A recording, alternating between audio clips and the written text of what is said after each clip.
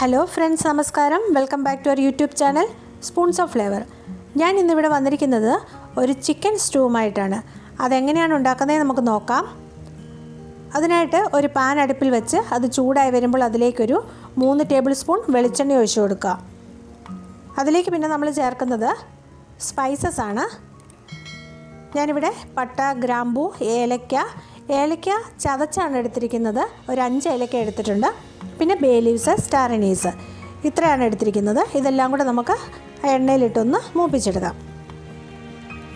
അതൊന്ന് മൂത്ത് വരുമ്പോൾ നമ്മൾ ഇനി അതിലേക്ക് ചേർക്കുന്നത് 2 ടേബിൾ സ്പൂൺ ഇഞ്ചി വെളുത്തുള്ളി ഇതുപോലെ ചെറുതായിട്ട് കൊത്തിയരിഞ്ഞതാണ്. പിന്നെ ചേർക്കുന്നത് ഒരു 4 പച്ചമുളക് ഇതുപോലെ നീളത്തിൽ ഞാൻ കീറിയതാണ്. പിന്നെ കറിവേപ്പില.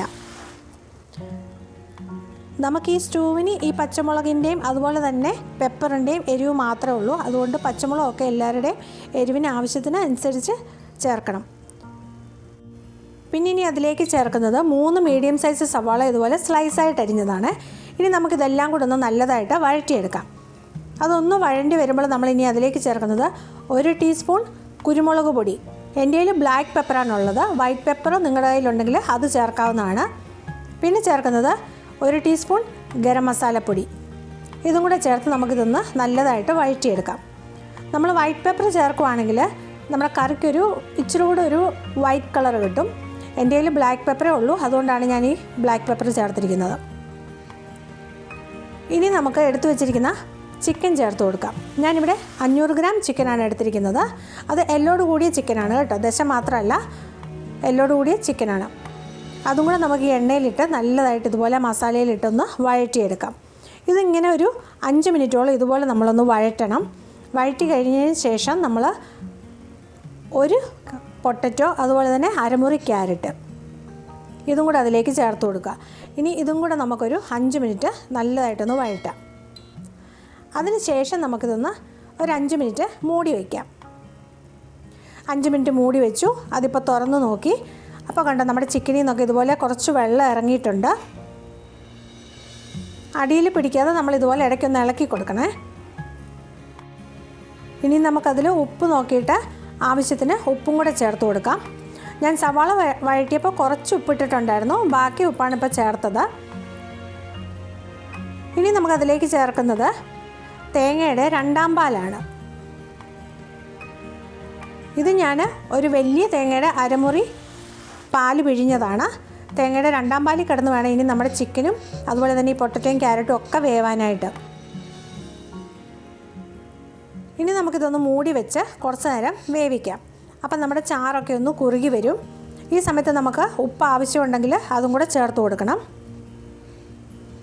ഇപ്പോൾ ഉപ്പ് നോക്കിയപ്പോൾ സ്വല്പം കുറവാണ്. ഇനി നമുക്ക് കുറച്ച് ഉപ്പും കൂടെ ചേർത്ത് കൊടുക്കാം. ഇനി ഇതൊന്ന് മൂടി വെച്ച് നമുക്ക് വേവട്ടെ. നമ്മൾ ഈ തേങ്ങാപ്പാലിലൊക്കെ ഉണ്ടാക്കുന്ന കറിക്ക് പ്രത്യേക ഒരു ടേസ്റ്റാണല്ലേ.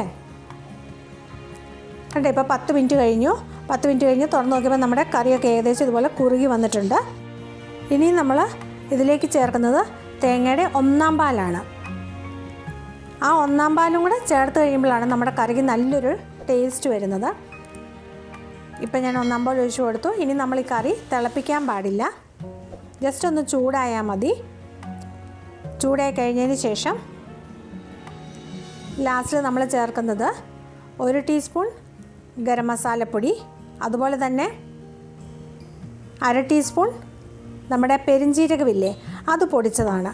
ഇതും കൂടെ ചേർത്ത് കഴിഞ്ഞ് നല്ലതായിട്ടൊന്ന് മിക്സ് ചെയ്യുക. ഇത്രയേ ഉള്ളൂ. നമ്മുടെ സ്റ്റൂവിൻ്റെ മെയിൻ പരിപാടി കഴിഞ്ഞു.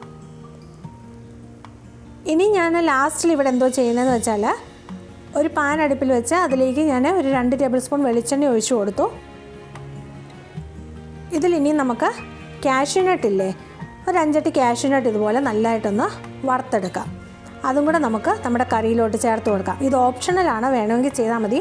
പക്ഷേ ഇങ്ങനെ ചെയ്യുമ്പോൾ നല്ലൊരു ടേസ്റ്റാണ് കറിക്ക്. നമുക്ക് ഇടയ്ക്ക് ഇതൊന്ന് കടിക്കാനായിട്ട് കിട്ടുമ്പോൾ നല്ല ടേസ്റ്റാണ്. അതിനാണ് ഞാൻ ഇതുപോലെ താളിച്ച് ചേർക്കുന്നത്. ഇത്രയേ ഉള്ളൂ. നമ്മുടെ ചിക്കൻ സ്റ്റൂ റെഡി ആയിരിക്കുകയാണ്. ഇത് നമുക്ക് അപ്പത്തിൻ്റെ കൂടെയോ പാലപ്പത്തിൻ്റെ കൂടെയോ അല്ലെങ്കിൽ ബ്രെഡിൻ്റെ കൂടെയോ ഒക്കെ കഴിക്കാൻ നല്ല അടിപൊളി കറിയാണ്. എല്ലാവരും ഒന്ന് ട്രൈ ചെയ്ത് നോക്കുക. എന്നിട്ട് നിങ്ങളുടെ അഭിപ്രായങ്ങളൊന്ന് പറയുക. ഇഷ്ടപ്പെട്ടാൽ ലൈക്ക് ചെയ്യുക. അതുപോലെ തന്നെ ഫാമിലിക്ക് ഫ്രണ്ട്സിന് ഷെയർ ചെയ്യുക. ആരെങ്കിലും പുതിയതായിട്ട് ചാനൽ കാണുന്നുണ്ടെങ്കിൽ സബ്സ്ക്രൈബ് ചെയ്യാൻ മറക്കല്ലേ. ഇനി നല്ലൊരു വീഡിയോയുമായിട്ട് വരുന്നത് വരേക്കും താങ്ക് യു. ബൈ.